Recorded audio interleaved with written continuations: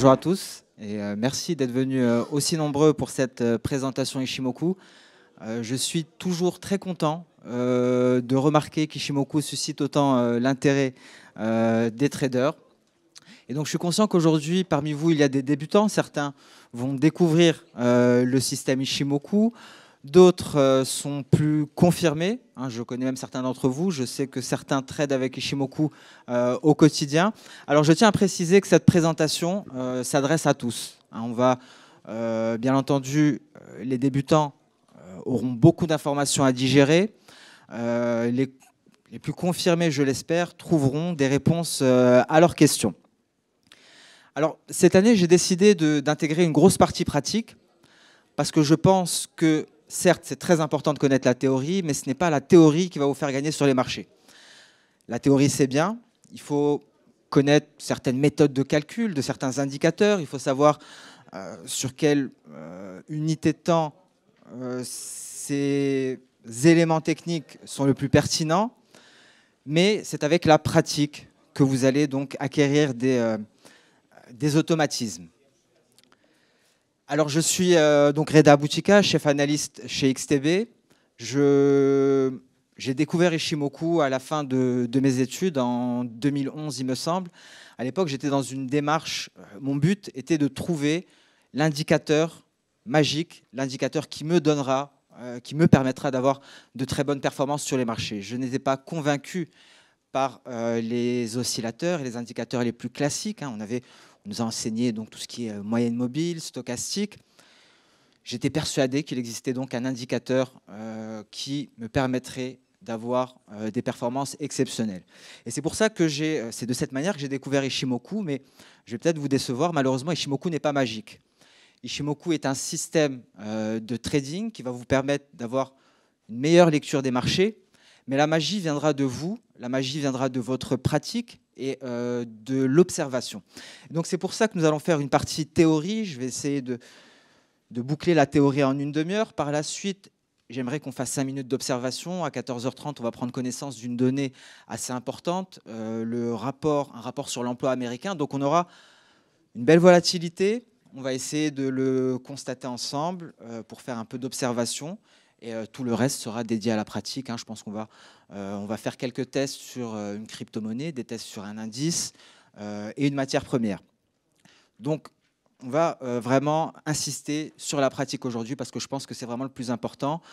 Comme je l'ai dit, la théorie, c'est bien pour comprendre les méthodes de calcul, pour comprendre certaines choses, mais c'est la pratique qui vous donnera vraiment la confiance en vous et vous permettra de mettre en place une vraie stratégie de trading avec le système Ishimoku. Donc première chose, je vais répondre en un slide à toutes les questions que j'entends le plus fréquemment par rapport à Ishimoku, pour la plupart de la part des débutants, ceux qui découvrent Ishimoku. Les questions qui reviennent sont les suivantes. Ishimoku est-il plus efficace en tendance, en range? Est-ce que Ishimoku doit être utilisé sur des unités de temps longues, des unités de temps courtes? Est-ce que Ishimoku est aussi facile que ce que certains le disent? Est-ce que Ishimoku fonctionne mieux sur les indices ou sur les paires de devises? Donc ici, je vais répondre à toutes ces questions. Donc Ishimoku est un outil de tendance, donc il ne fonctionne qu'en tendance. C'est pour ça qu'aujourd'hui, on va essayer de voir comment tirer un maximum profit d'Ishimoku en bear market. Parce qu'aujourd'hui, nous sommes un marché baissier qui ne va pas se retourner demain. Les marchés baissiers sont beaucoup plus compliqués à trader que les marchés haussiers. C'est très dangereux d'attraper un couteau en pleine chute. En revanche, lorsqu'on essaie de trader dans un marché haussier, c'est beaucoup plus simple. Donc on va se focaliser sur les outils à utiliser avec Ishimoku en marché baissier. Donc c'est un outil de tendance. Ishimoku est très efficace sur n'importe quelle unité de temps, que ce soit du 1 minute, 5 minutes, journalier, 4 heures. Mais je recommande aux débutants de se focaliser dans un premier temps sur du 4 heures. Ensuite, pourquoi? Tout simplement parce que les signaux sont beaucoup plus simples sont beaucoup plus simples à détecter. C'est beaucoup plus difficile d'apprendre sur du journalier, par exemple. Il faut attendre un certain temps avant d'avoir un signal, avant d'avoir validation du signal. Et je trouve que la lagging span réagit beaucoup plus précisément en H4 que sur d'autres unités de temps. C'est de l'observation. Et donc, lorsque vous allez faire vos tests sur du H4, la théorie devrait être respectée au mieux. C'est pour ça que je conseille principalement du H4 pour débuter. Et pour l'observation, je conseille du 1 minute ou du 5 minutes. Ceux qui suivent mes vidéos journalières savent que moi-même, j'agis sur plusieurs unités de temps. Là encore, il n'y a pas de recette magique, mais je vous propose le 4 heures. Si vous êtes débutant, ça vous donnera donc, je pense, une meilleure expérience, une meilleure observation pour débuter. Mais personnellement, j'utilise Ishimoku très souvent sur 3 unités de temps. C'est ce qu'on appelle donc de l'analyse, voire du trading en triptyque, pour avoir une bonne vision du marché, pour avoir une vision globale. Par exemple, sur du journalier, je vais ensuite affiner sur du 4 heures pour chercher éventuellement un signal. Et je vais peut-être entrer en position sur du 1 heure, parce que du 1 heure, ça va me permettre d'affiner. Mais pour commencer, contentez-vous de vous exercer sur du 4 heures d'expérience. Ça réagit plutôt bien. Et vous n'aurez pas à attendre quelques jours avant d'avoir un signal ou une validation de signal. Donc on va regarder très brièvement à quoi ressemble Ishimoku d'un point de vue graphique. Il y a plusieurs éléments sur Ishimoku. Avant de les définir, on va le voir graphiquement. Donc on a un premier élément qui va coller au prix, c'est ce que l'on appelle la Tenkan. Un second élément qui s'appelle la Kijun, un peu plus éloigné. On peut les comparer à des moyennes mobiles, à la différence que la Tenkan et la Kijun, par moment, formeront des paliers. Ce qui n'est pas possible sur des moyennes mobiles du fait de la méthode de calcul. Voilà par exemple ici un palier de Kijun à ce niveau-là et d'autres paliers ici et là. Alors ces paliers sont très intéressants parce que ce sont de très bons niveaux de support et de résistance. Donc Tenkan, Kijun, ça ressemble à des moyennes mobiles avec des paliers. On a ensuite le nuage. C'est vraiment la particularité d'Ishimoku, c'est selon moi sa force. Alors, le nuage, c'est vraiment le cœur d'Ishimoku. Ishimoku en japonais, son nom complet c'est Ishimoku Kinko Iyo, l'équilibre des graphiques d'un coup d'œil. Et déceler l'équilibre des graphiques d'un coup d'œil est possible grâce au nuage. Car effectivement, ce qu'il faut savoir, c'est aussi simple que cela. Lorsque les prix sont dans le nuage, cela veut dire que les prix sont à l'équilibre. Il n'y a donc aucune opportunité. Il n'y a pas de déséquilibre à capter. Et là, vous voyez, ça fait 5 minutes que l'on commence. Je vais vous donner le signal le plus fort d'Ishimoku, c'est simplement les sorties de nuages. Pourquoi? Parce que par exemple, ici, on a une sortie par le haut. Et cela, ça nous indique un déséquilibre de marché. Et là, on peut trader. On a un signal d'achat. Parce que le trading, si on devait définir le trading, c'est simplement capter des déséquilibres de marché. Donc, le nuage, c'est la particularité Ishimoku, c'est le cœur du système Ishimoku, ça nous donne une vision d'un coup d'œil. On arrive à savoir si les prix sont à l'équilibre. Ici, les prix sont à l'équilibre. Un peu plus haut, il y a un déséquilibre haussier et avant, il y avait un déséquilibre baissier. Autre particularité du nuage, c'est sa projection dans le futur. Donc, c'est l'un des seuls indicateurs qui va donc se déployer dans le futur. Ça nous donne une certaine visibilité des prochains niveaux de support et de résistance. Donc vous l'aurez compris déjà en quelques minutes, c'est extrêmement visuel. On arrive à voir des supports et des résistances sans avoir à rechercher dans les historiques de cours quels ont été les niveaux qui ont stoppé des hausses ou qui ont éventuellement permis des rebonds. Et vous avez ensuite la lagging span qui représente simplement les cours à la clôture, 26 périodes dans le passé. Donc un nuage projeté 26 périodes dans le futur, une lagging span 26 périodes dans le passé, des prix dans le présent. On a vraiment ici, on couvre tous les univers temporels et je pense que c'est vraiment la force d'Ishimoku. Tout ce qu'il manque ici sur le système de base, ce sont éventuellement des objectifs. Et ça, on va en parler, comment mettre en place des take profit, parce qu'il y a d'autres outils qui nous ont été fournis par l'inventeur d'Ishimoku, qui s'appelle Goichi Hosoda, notamment les projections d'Hosoda. C'est ce qu'on va essayer de voir ensemble, c'est quelque chose que j'utilise au quotidien, c'est quelque chose qui n'est pas très répandu, je ne comprends pas pourquoi d'ailleurs.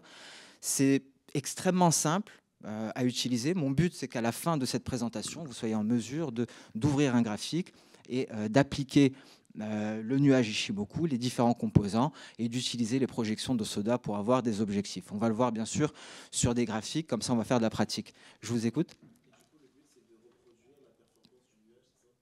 Alors, est-ce que le but est de reproduire la performance du nuage? Alors, concrètement, le but, c'est de capter les déséquilibres de marché. Le nuage va nous montrer où se situe l'équilibre. Donc ici, par exemple, ce jour-là, l'équilibre était beaucoup plus bas. Donc, c'est un marché clairement haussier. On le sait déjà, ça se voit, mais le nuage va être une sorte, un repère, simplement un repère qui va freiner l'évolution des cours. On peut le voir ici. Les cours intègrent le nuage, ce qui met un terme à la hausse, et le haut de nuage agit en tant que résistance. On aurait eu une cassure ici, ça aurait été un signal d'achat. Les prix partent vers le bas de nuage avant d'en sortir encore une fois par le haut. Donc on voit vraiment que ce nuage a un effet sur les prix. Ça s'explique par les méthodes de calcul de ce que l'on appelle la Senkou Span A. C'est l'une des bornes du nuage, et la Senkou Span B. Alors comment les repérer d'un coup d'œil? Parce que ce qu'il faut savoir, c'est que la Senkou Span B, SSB, est beaucoup plus forte en tant que support et résistance. Pourquoi? Tout simplement parce qu'elle va faire des paliers, contrairement à la SSA. Donc comment on la reconnaît? On regarde la borne du nuage qui fait des paliers, qui va avoir des niveaux à l'horizontale, ce sera votre SSB. Tout est visuel. On va regarder les méthodes de calcul, mais voilà, simplement pour la culture générale. Il faut s'habituer, éduquer son œil. C'est ce qu'on fera d'ailleurs à 14h30, dans une vingtaine de minutes, voir un peu comment faire pour s'éduquer, pour se donner la possibilité de repérer très facilement les signaux. Donc voilà pour les différents éléments Ishimoku d'un point de vue visuel. Les méthodes de calcul ne sont pas savantes, hein, ce sont simplement des moyennes. On a parlé de la Tenkan, cette ligne qui va suivre les cours de près. Il faut savoir que la Tenkan, hein, c'est simplement une moyenne, la moyenne du plus haut et du plus bas sur les 9 dernières périodes. Alors on va essayer de le voir en pratique, on va le voir directement sur le graphique. Ici par exemple, pour calculer le dernier point de la Tenkan, on va sélectionner les 9 dernières périodes. Sur ces 9 dernières périodes, on va chercher le plus haut est ici, et on va chercher le plus bas. Il est là, on va les additionner, on va les diviser par 2, et vous avez donc le point de la Tenkan. Donc c'est aussi simple que cela, une moyenne du plus haut et du plus bas sur les 9 dernières périodes. Concernant la Kijun, la méthode de calcul est similaire, mais ça va être sur les 26 dernières périodes. Donc là déjà, on a une indication très importante. On comprend à présent pourquoi la Kijun est un niveau de support et de résistance beaucoup plus fort que la Tenkan, tout simplement parce qu'elle est calculée sur 26 périodes, alors que la Tenkan est calculée sur 9 périodes. Je vous écoute. Est-ce que ce sont des moyennes pondérées par les volumes? Pas du tout, c'est simplement la moyenne d'un plus haut et d'un plus bas. Si le plus haut... voilà, tout simplement, on additionne et on divise par 2 et on a le dernier point, pas de pondération. C'est vraiment extrêmement simple. Le plus dur concrètement sur Ishimoku, ce n'est pas de comprendre les différents éléments, mais d'arriver à décrypter l'interaction des différents éléments entre eux, d'arriver à savoir ce que ça veut dire lorsqu'on a par exemple une lagging span qui rebondit sur un nuage, d'arriver à interpréter ces petits signaux-là, ces petites choses qui ne sont pas dans la théorie, mais que vous apprendrez dans la pratique.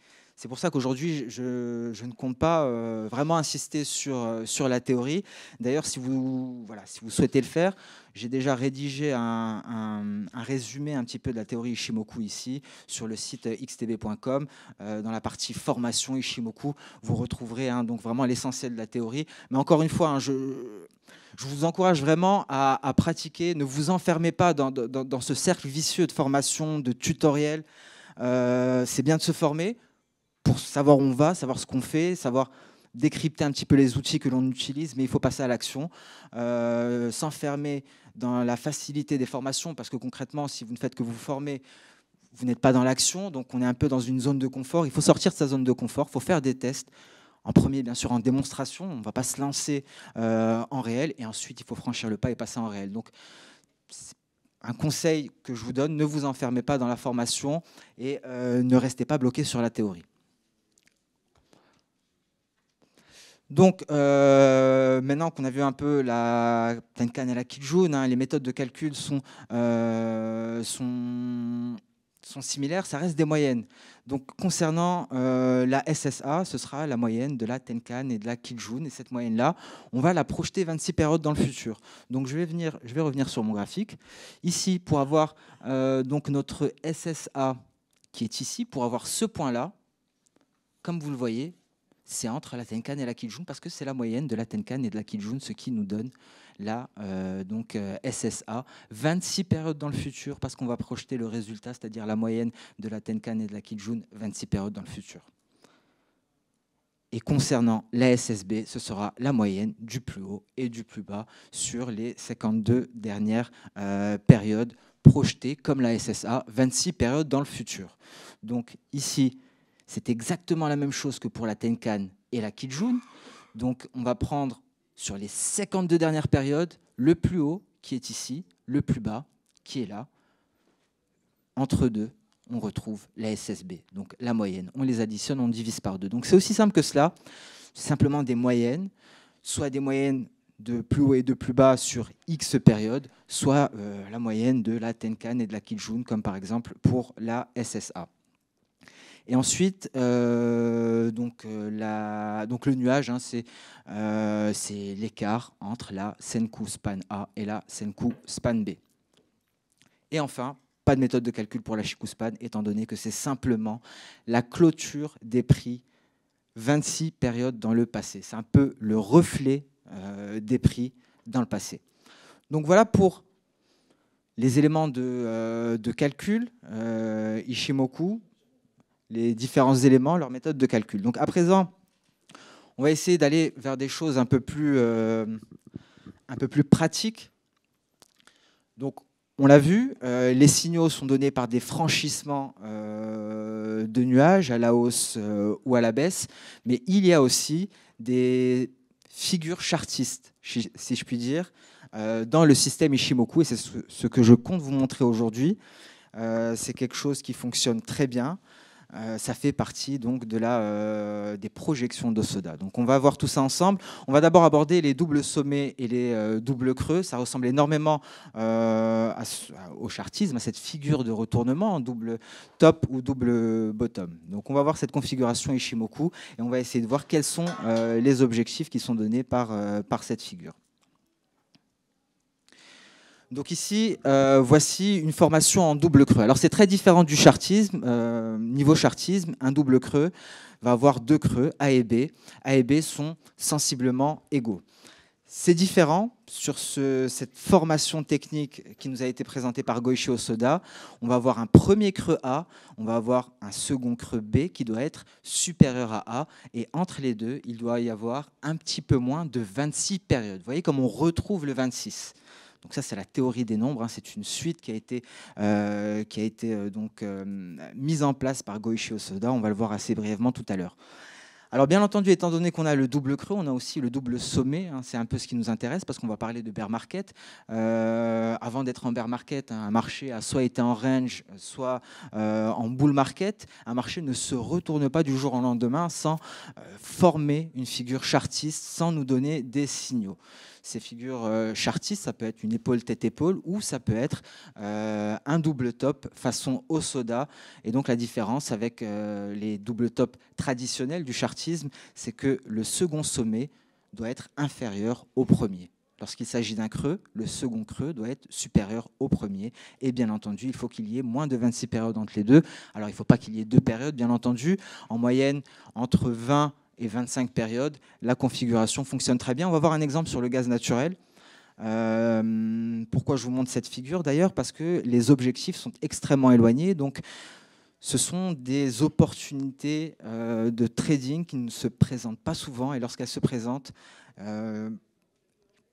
les gains peuvent être considérables étant donné que l'objectif sera extrêmement éloigné. On va le voir sur le gaz naturel. Lorsque j'ai détecté cette figure sur le gaz naturel, je n'avais pas idée, effectivement, que la Russie allait envahir l'Ukraine, que nous allions rencontrer les problèmes que nous rencontrons aujourd'hui d'un point de vue d'approvisionnement en gaz naturel. Donc j'avais du mal à croire en ces objectifs qui m'étaient donnés par justement ce double creux façon au soda. Donc on va le voir lorsqu'on va passer à la pratique. Mais donc d'où l'intérêt de vous montrer aujourd'hui ces figures-là, parce que les objectifs sont éloignés, ce qui permet d'avoir une gestion du risque beaucoup plus simplifiée. On a le temps de passer son stop loss sur son point d'entrée, on a le temps de placer même son stop loss en positif, on a le temps de faire une vraie gestion de position. Donc ici, vous l'aurez compris, ce qui va nous intéresser, c'est ce premier cas de figure. Il ne faut pas tomber dans le piège des deux derniers.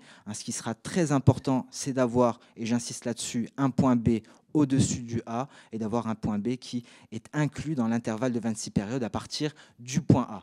La figure numéro 2 ne fonctionnerait pas parce que nous avons un point B qui est inférieur au point A, et la figure numéro 3 également ne fonctionne pas parce que le point B, même s'il est supérieur à A, est en dehors de cet intervalle de 26 périodes. Donc j'insiste là-dessus, car il faut éviter les pièges, il faut essayer de respecter les différents paramètres de cette figure.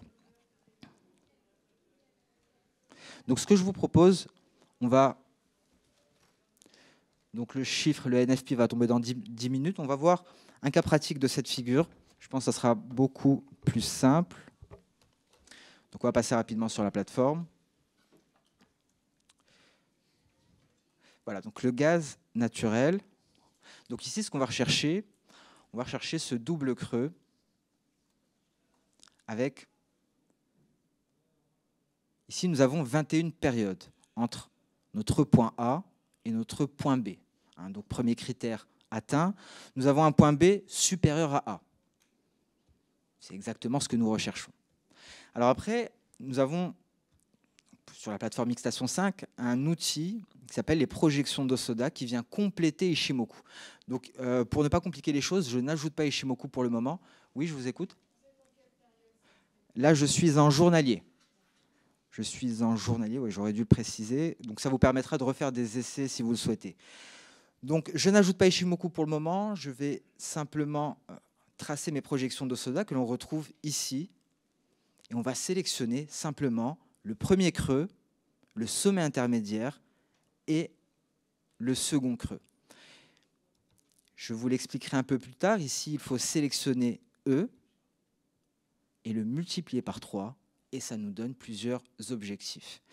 Donc voilà comment mettre en place les projections d'Osoda suite à un double creux. Vous noterez tout de même la différence par rapport à une figure chartiste en double creux. L'une des conditions pour qu'une figure chartiste en double creux fonctionne, il faut que le mouvement précédent soit clairement baissier. Ici, avec les projections d'Osoda, ce n'est pas nécessaire. C'est pour ça que c'est un excellent exemple. Ce genre de double creux donc, va nous donner 3 objectifs. Et c'est l'intérêt, et le signal d'achat nous est donné lorsque nous passons au-dessus du sommet intermédiaire. Et pourquoi c'est intéressant? Parce qu'effectivement, l'objectif étant éloigné, on se retrouve avec des gains assez intéressants, le tout étant de bien gérer son risque. Donc voilà pour le double creux façon Osoda. Donc on est passé directement sur du concret. Je pense que c'est beaucoup plus simple de le voir ainsi. Donc vous l'aurez compris, ici, lorsqu'on détecte ce genre de figure, on attend que les cours passent au-dessus du sommet intermédiaire pour entrer en position. Comment on va gérer sa position? On va clôturer éventuellement partiellement sur E1. On va laisser courir une partie de notre ordre jusqu'à E2, voire E3. Parce que ce qu'il faut savoir, c'est que les cours ne vont pas forcément aller jusqu'à E3. Donc on va essayer d'accompagner sa position. On va éventuellement la renforcer si on ne veut pas prendre ses gains en E1. Si on a des éléments fondamentaux qui nous indiquent que la hausse va perdurer, on peut renforcer ici, éventuellement clôturer ici. Et si d'autres éléments fondamentaux nous indiquent que la hausse pourrait perdurer, on peut renforcer davantage. Donc voilà un petit aperçu de l'utilisation des doubles creux qui avait très bien fonctionné sur le gaz naturel bien avant qu'on ait cette invasion de l'Ukraine par la Russie, ce qui justifie tout à fait des hausses aussi conséquentes sur le gaz naturel. Mais je peux vous assurer que le jour où on tombe dessus, on a du mal à imaginer un gaz naturel s'envoler aussi haut, surtout en fin de période hivernale. Hein, d'un point de vue saisonnalité, le timing n'était pas cohérent, mais je suis moi-même étonné de temps en temps de voir les cours aller vers des objectifs aussi éloignés, notamment lorsque je rencontre des doubles creux. Donc voilà pour cette petite parenthèse pratique. On va continuer maintenant parce qu'on a pas mal on a d'autres projections à voir. On va parler des vagues. À présent, donc la théorie des nombres, hein, je vais survoler ça par contre. Donc ce qu'il faut savoir, c'est qu'il y a plusieurs théories dans le système Ishimoku. Hein. Ishimoku, c'est vraiment des années de travaux. Hein. Goichi Hosoda avait mobilisé une classe entière d'étudiants en mathématiques pour faire des backtests, hein, à la main, car à l'époque, il n'y avait pas d'ordinateur. Et donc, Ishimoku, tel qu'il est présenté par beaucoup aujourd'hui, est incomplet. Donc vous l'avez vu, Ishimoku, ce n'est pas seulement un nuage, une Tenkan, une Kijun, et ainsi de suite. C'est aussi les projections d'Hosoda, c'est aussi la théorie des nombres, car il y a des nombres que l'on voit revenir assez souvent, le 26, le 52, on l'a vu aussi dans la méthode de calcul de la Tenkan, le 9. Alors c'est simplement une suite qui a été mise en place par Goichi Hosoda. C'est la suite d'Hosoda, c'est le 9, 17, 26, 33, 42, 51, 65. C'est par des additions, des multiplications qu'on arrive à avoir le prochain nombre de la série. 9 plus 17 est égal 26, 26 plus 17 est égal 42 plus 1.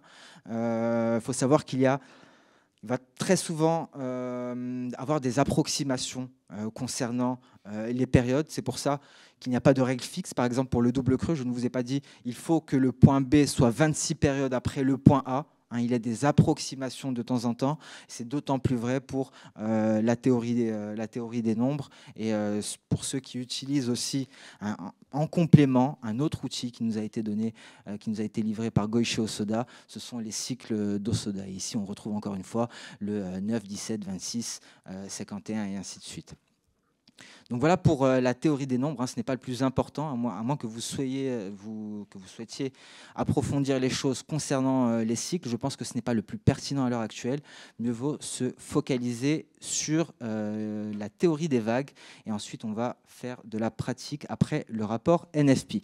Donc la théorie des vagues, ce qu'il faut savoir, c'est qu'il y a plusieurs types de vagues. Ce n'est pas une exclusivité Goichi Hosoda. Donc on va avoir des vagues en I. C'est une seule impulsion rectiligne. 2 vagues en I de sens opposé vont former une vague en V. Et donc 3 vagues en I successives, une positive, négative, positive ou inversement, ça nous formera une vague en N. Et la vague en N, c'est très exactement ce qui va nous intéresser parce que c'est ce qu'on rencontre le plus souvent sur les marchés et ça nous donne des projections extrêmement précises. Donc on a vu les projections... Pardon ? Ça fait écho aux vagues d'Elliott, exactement. Et d'ailleurs, certains traders Ishimoku n'utilisent pas les projections d'Hosoda et utilisent les vagues d'Elliott à la place. Donc effectivement, c'est un peu moins complexe, je trouve tout de même, que les vagues d'Elliott. Mais donc cette notion de vague vient compléter Ishimoku. On peut choisir soit Hosoda, soit les vagues d'Elliott. Ouais.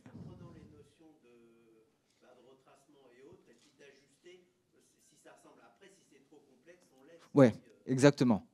On peut simplifier, mais on peut aussi tomber dans le piège d'essayer d'appliquer la théorie des vagues d'Elliott qui est très complète. Très complète. Je trouve que ça, c'est quand même un peu plus simple, notamment pour des débutants.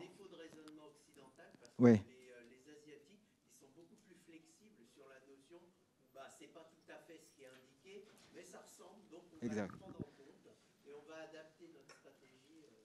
Écoutez, ce que vous dites, ça va vraiment dans le sens de ce que je disais au début.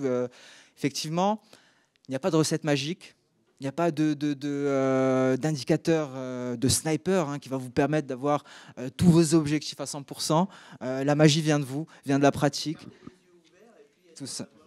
Garder les yeux ouverts, observer, tester des choses, essayer de sortir de sa zone de confort.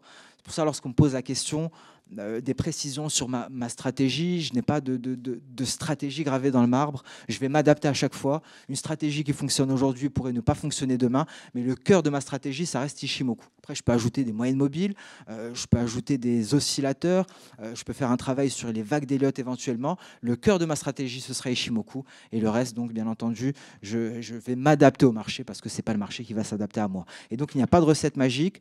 C'est de l'observation, de l'expérience et des essais, beaucoup d'essais, des fois malheureusement beaucoup de pertes ou pas, pour ceux qui ont plus de chance. Mais ça ressemble énormément aux vagues d'Elliott, c'est pour ça que si vous êtes à l'aise avec les vagues d'Elliott, vous pouvez...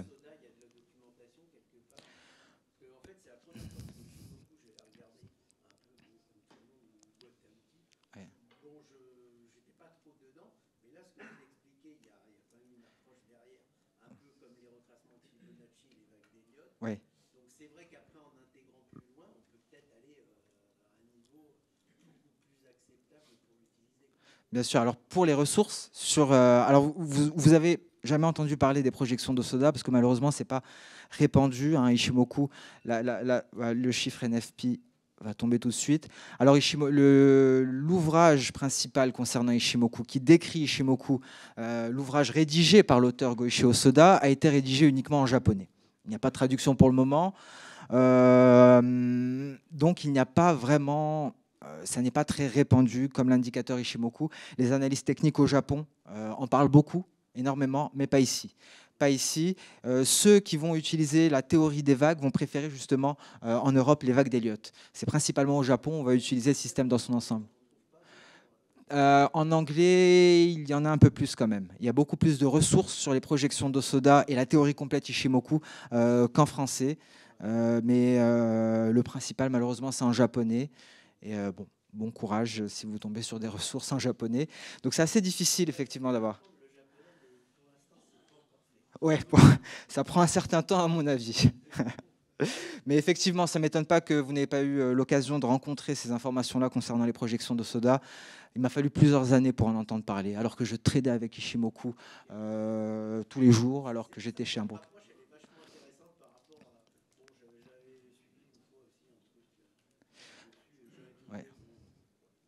C'est pour ça que je ne m'attarde pas justement sur la théorie de base. Je sais que vous avez tous plus ou moins vu des choses là-dessus.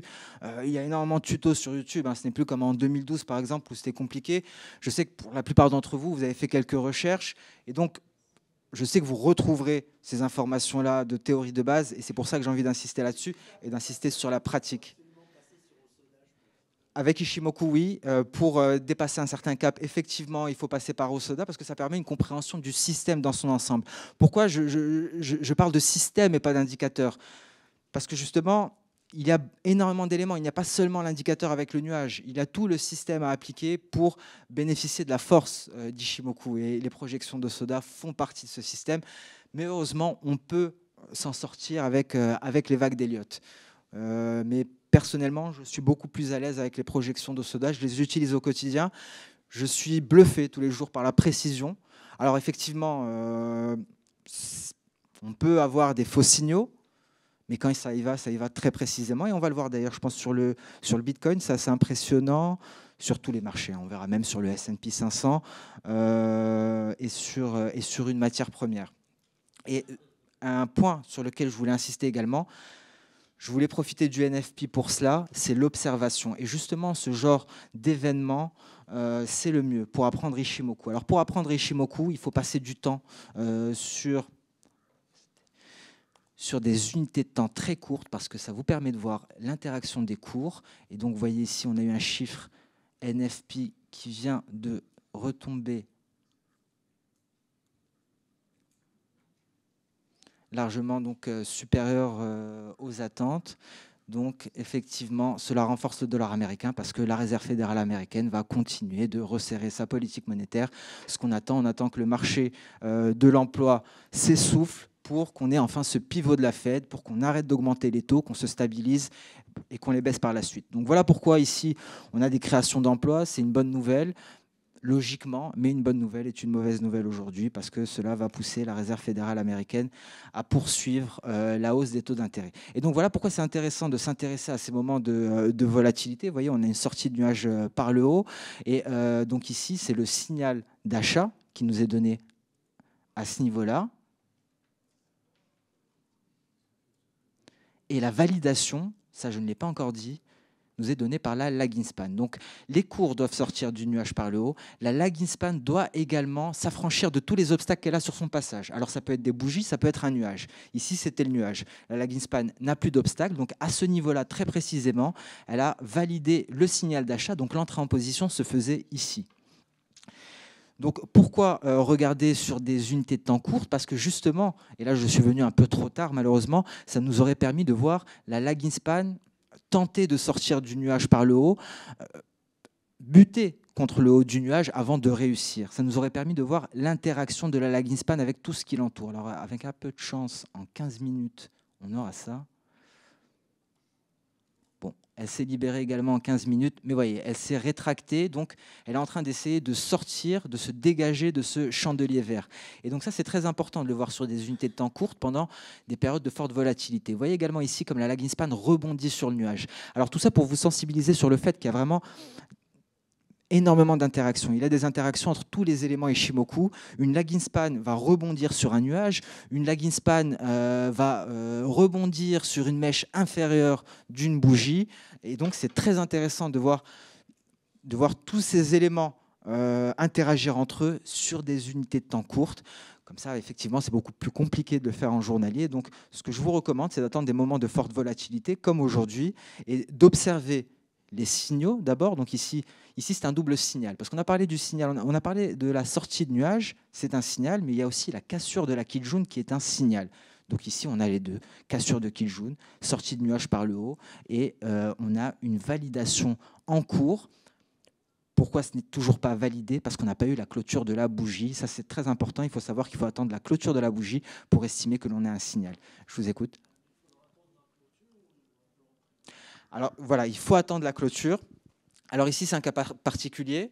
Je ne pense pas que le dollar va s'affaiblir après. Malheureusement pour l'euro-dollar, malheureusement pour pas mal de matières premières, malheureusement pour les crypto-monnaies. Donc là, effectivement, ça devrait partir plus haut. Là, on peut se permettre. Mais... En théorie, on peut aller à 123 sur le dollar index. Donc, oui, voilà.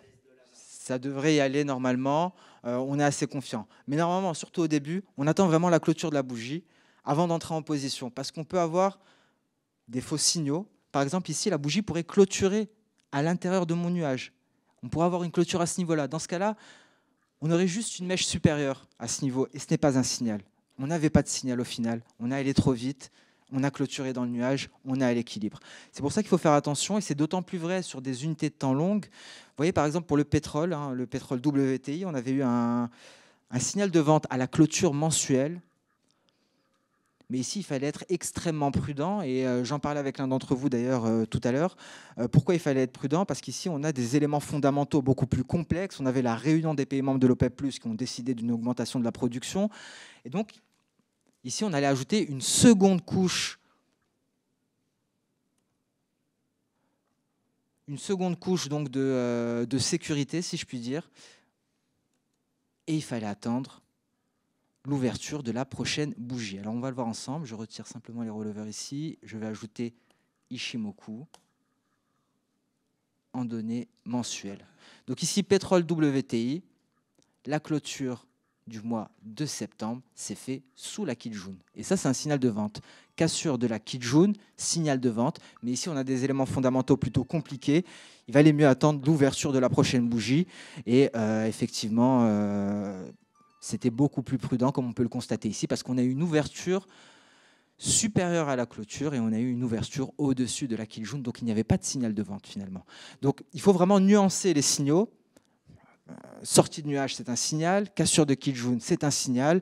Mais il faut aussi faire attention aux fondamentaux, à l'état du marché. Le marché pétrolier, par exemple, qui est sous d'énormes tensions.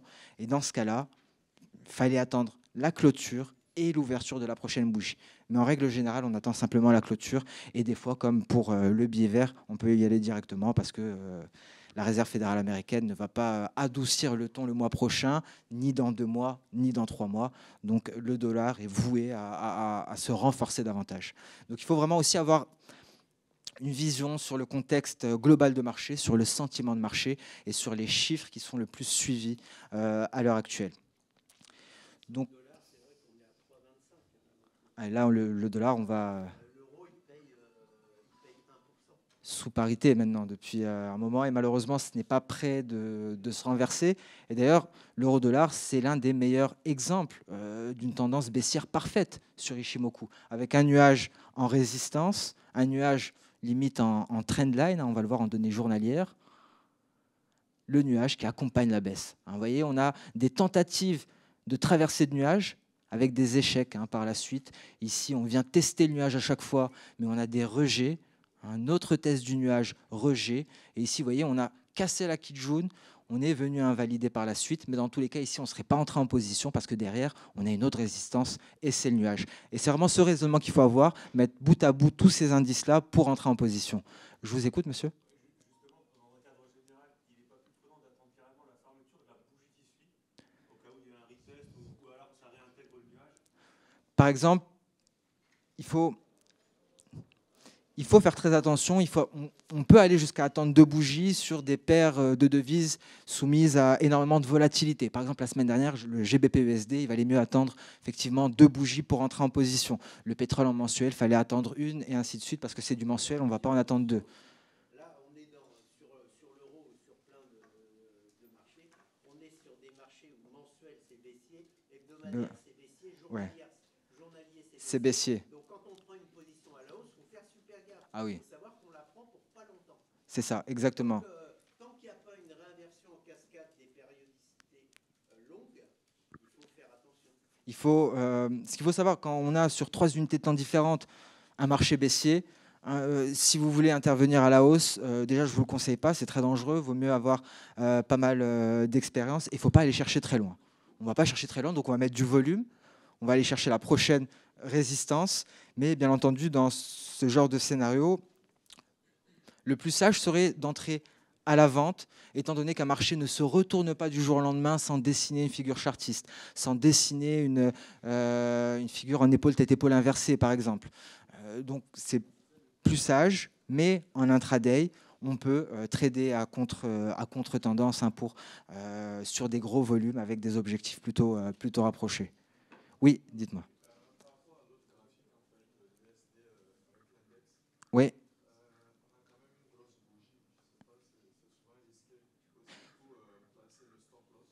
Ah.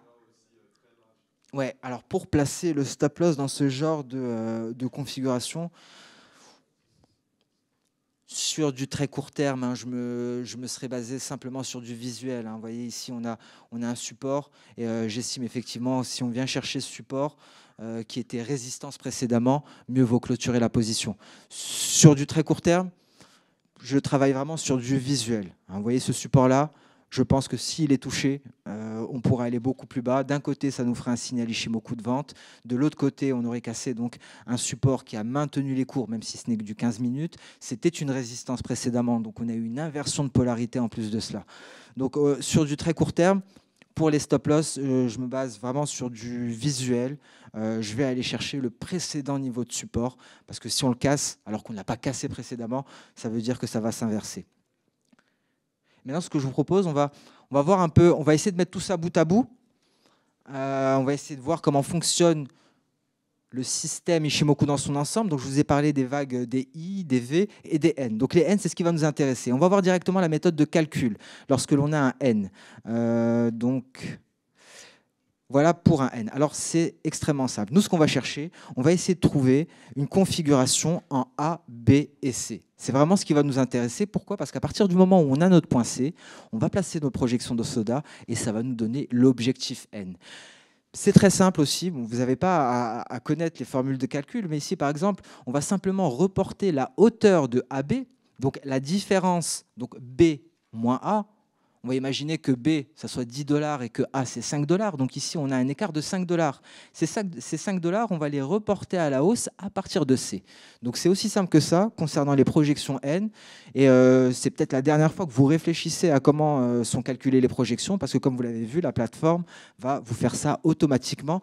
Tout ce que vous aurez à faire, la seule difficulté, c'est pour ça que j'insiste sur l'observation, sera de déceler les formations en A, B et C. Si vous arrivez à les voir, vous arriverez donc à placer vos projections d'Osoda et vous aurez des objectifs extrêmement pertinents. Donc on va essayer de le voir ensemble sur le marché des crypto-monnaies. Après, il y a d'autres projections. Il y a la projection E, la projection V, mais la formation est similaire. Et donc on va essayer de voir ensemble lorsqu'on a affaire à une projection E et lorsqu'on a affaire à une projection V. C'est simplement l'amplitude de AB par rapport à BC. C'est tout ce qui change ici pour E et V, mais je pense que ce sera beaucoup plus simple dans la pratique. Ça, c'est ce qu'on a déjà fait ensemble avec le gaz naturel. Donc, formation en double creux, formation en double sommet. Ça nous a donné 3 objectifs, donc les 3 E. On a eu E1, E2 et E3. Souvenez-vous, sur le gaz naturel, on est allé jusqu'à E2. Et éventuellement, si les choses ne se calment pas entre la Russie et l'Ukraine, on pourra aller chercher E3. Donc, voilà pour les méthodes de calcul. Donc maintenant, on va passer sur du concret. On va commencer par le Bitcoin, par exemple. Donc on est là pour parler de bear market, parce que c'est le cas à l'heure actuelle. Donc on va essayer de partir des records.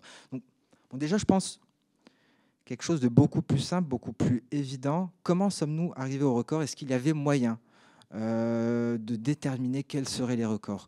Donc je ne sais pas si vous arrivez tous à le voir. Nous avons un ABC ici. Notre point A, notre point B et notre point C. Donc ici, je vais prendre les projections d'Osoda. Je vais sélectionner A.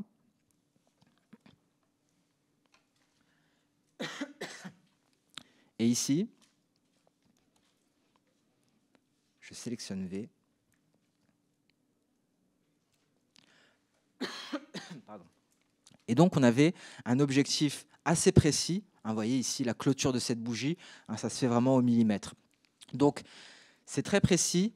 La difficulté, c'est simplement trouver nos points A, B et C. Et ensuite, vous aurez votre point D. Donc, voilà pour la hausse. Donc, comment je travaille personnellement? La première chose que je fais lorsque j'ouvre un graphique, je vous conseille d'ailleurs d'ouvrir des graphiques à nu dans un premier temps pour voir l'action des prix. Il faut savoir que les chandeliers japonais nous donnent énormément d'informations. Donc, si vous placez Ishimoku directement, vous vous infligez une punition, si je puis dire, parce que vous n'avez pas accès à cette information de base qui nous est donnée par les chandeliers japonais. Donc, première chose, ne surchargez pas les graphiques.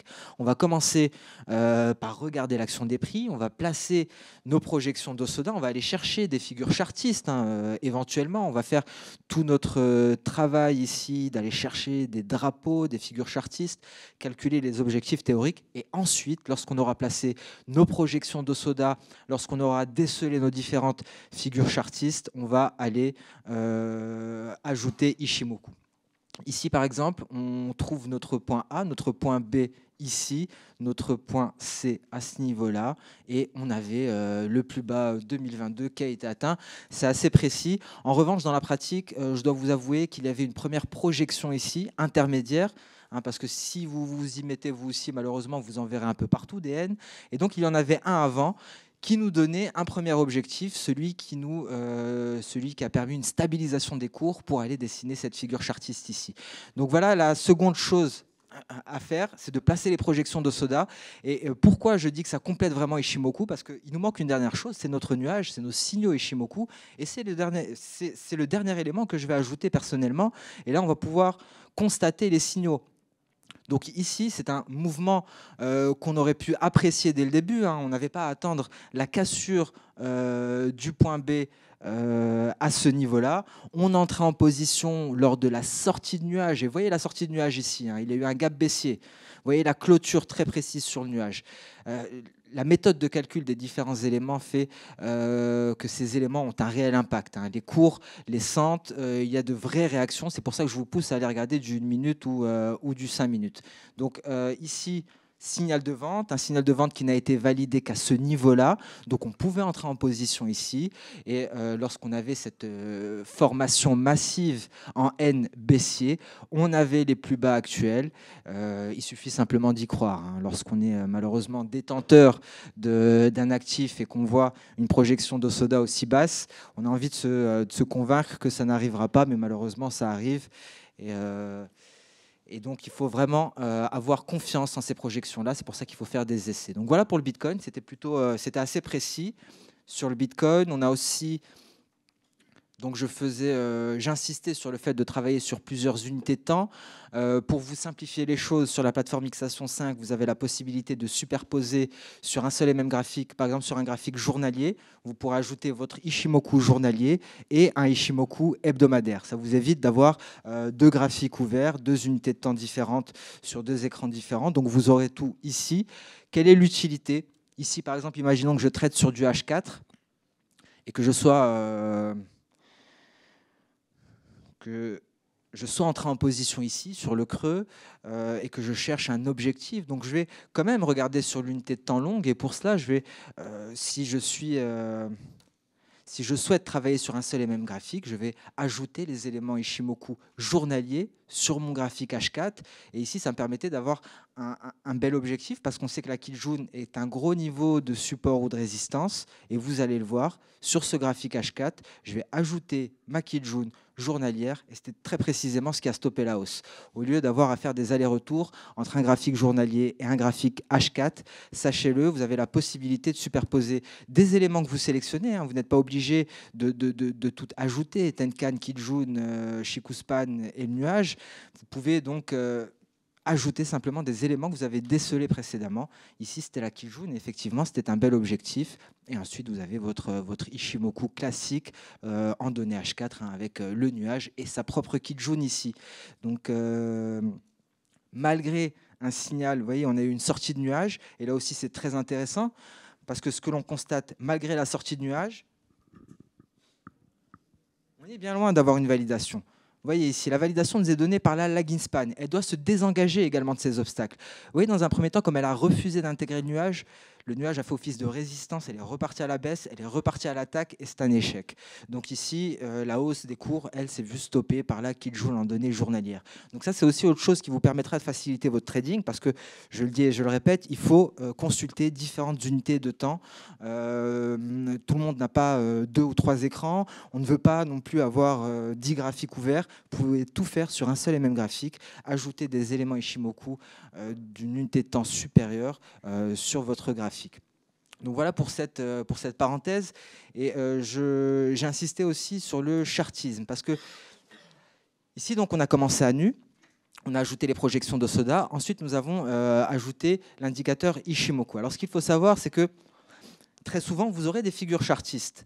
On a parlé du gaz naturel. Ici, ce que j'aurais dû faire avant même de placer mes projections d'Osoda, c'est de mettre en évidence cette figure en épaule-tête-épaule que j'ai à ce niveau-là, avec une première épaule ici.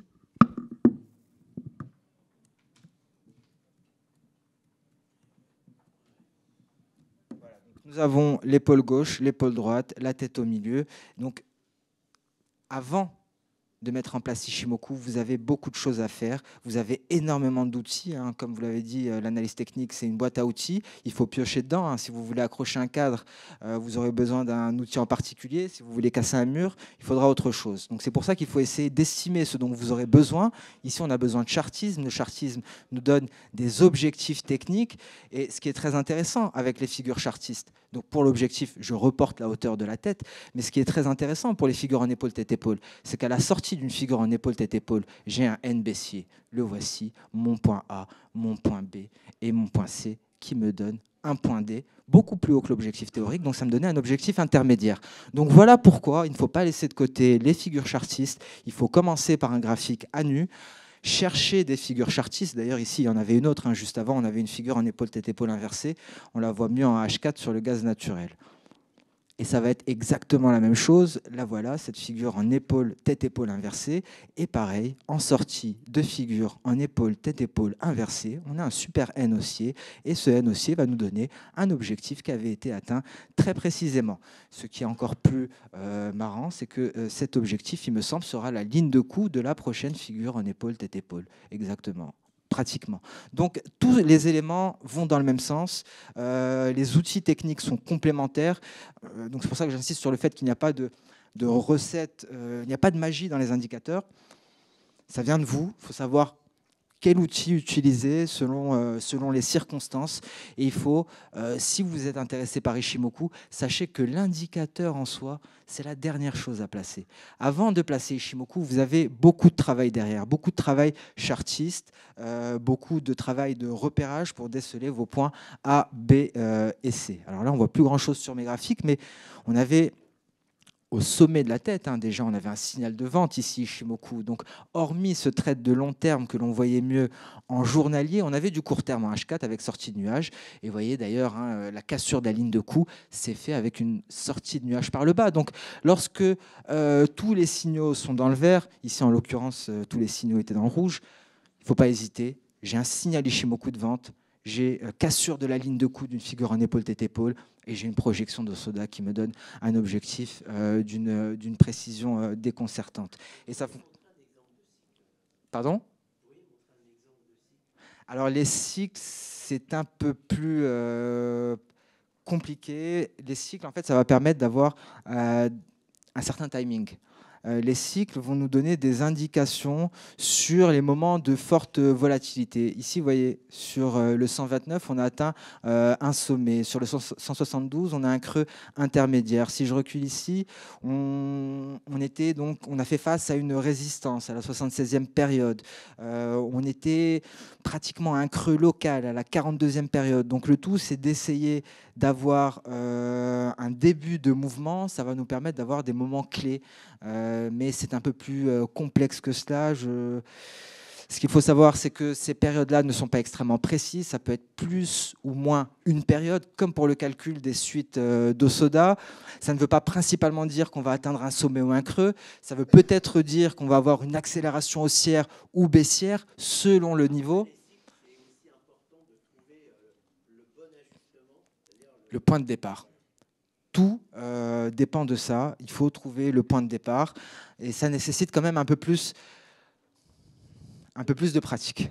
Un peu plus de pratique parce qu'on ajoute une nouvelle dimension, une nouvelle donnée qu'on doit traiter. On a déjà beaucoup de données. Donc, c'est vraiment je connais très peu de traders qui... Exactement. Exactement.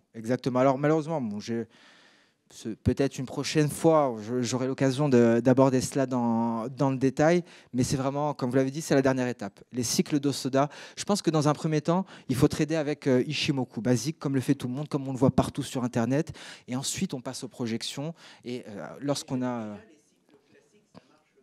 Exactement. Voilà. Les cycles fonctionnent bien.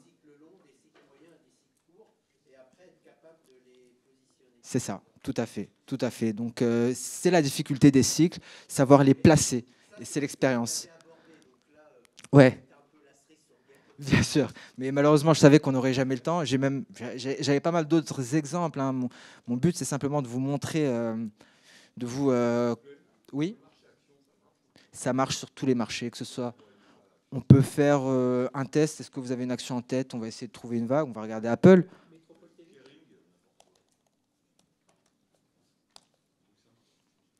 On va aller sur du...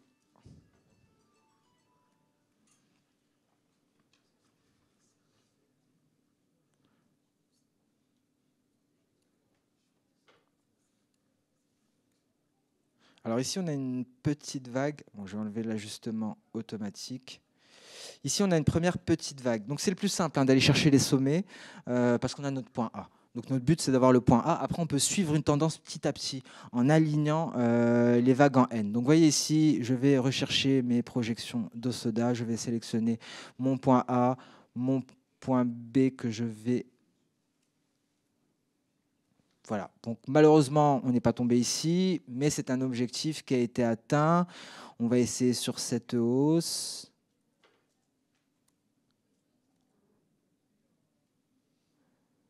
Bon, cet exemple est un peu plus beau, hein. On est allé assez précisément sur l'objectif. Est-ce qu'on arrive à retrouver autre chose en début de tendance haussière, par exemple? Oui.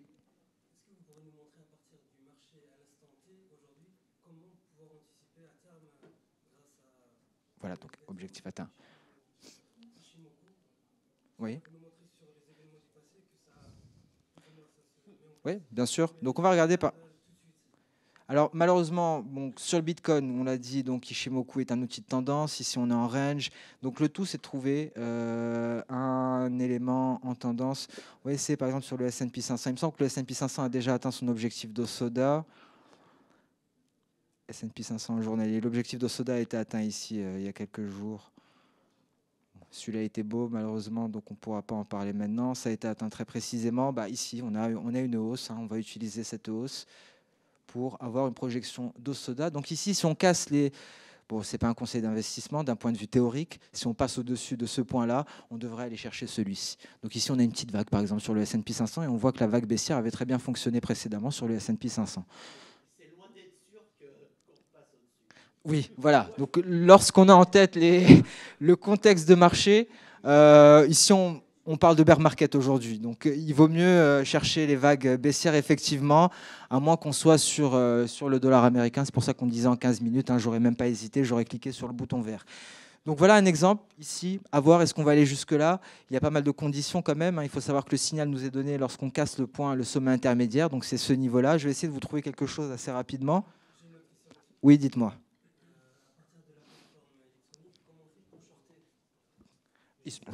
Ah, vous n'avez pas réussi à shorter sur... Alors normalement, il suffit d'appuyer sur le bouton rouge. Hein. Vous shortez 10... Oui, vous vendez à découvert, vous vendez l'actif. Hein. C'est simplement, vous avez le bouton juste en haut à gauche ici, ça permet de shorter. Hein. Il est là, c'est assez simple. Ici, vous pouvez shorter, ici, vous pouvez acheter. Sinon, vous pouvez avoir plus de détails. Hein. Vous pouvez avoir ce que l'on appelle le ticket d'ordre en cliquant sur Nouvel ordre. Et ici, vous avez vraiment une meilleure visibilité. Vous ajustez votre volume, ça vous calcule la valeur réelle du contrat. Et ici, la marge qu'il vous faut pour trader ce contrat-là. En temps normal, hein, il vous faut 18 573. Ici, il vous faudra une marge de 952 €. Vous aurez un spread de 3 €, vous aurez une valeur du point de 5,13 €. C'est-à-dire que si vous êtes à l'achat, que le S&P 500 gagne 1 point, vous gagnez 5,13 €. S'il en gagne 2, vous gagnez 10,23 € et ainsi de suite. Donc le ticket d'ordre est vraiment pas mal pour entrer en position et gérer ses positions. Oui, je vous écoute. Exactement. Exactement, il faut shorter en tendance baissière. Et une règle très importante, ne jamais trader à contre-tendance. Ici, on est en tendance baissière. Alors, ça marche très bien, contre-tendance aussi, mais ne le faites pas maintenant. On est en tendance baissière, il faut trader dans le sens de la tendance. Hein. Statistiquement, vous avez beaucoup plus de chances d'être gagnant que si vous essayez d'être à contre-tendance. Vous n'allez pas vaincre le marché. Hein. Il faut essayer de le suivre et il ne se retournera pas du jour au lendemain. Il faut des figures chartistes pour qu'il y ait un retournement de marché. C'est la fin de cette présentation, hein, je m'en doutais. Ça va très vite. Bon, je suis content, au moins on a pu faire de la pratique. Alors, n'hésitez pas à faire des tests dès que vous le pouvez. Je suis sûr que vous serez convaincus et j'espère qu'on se reverra dans 6 mois, le prochain salon, ou dans 1 an, et que vous me direz que tout se passe très bien pour vous avec Ishimoku.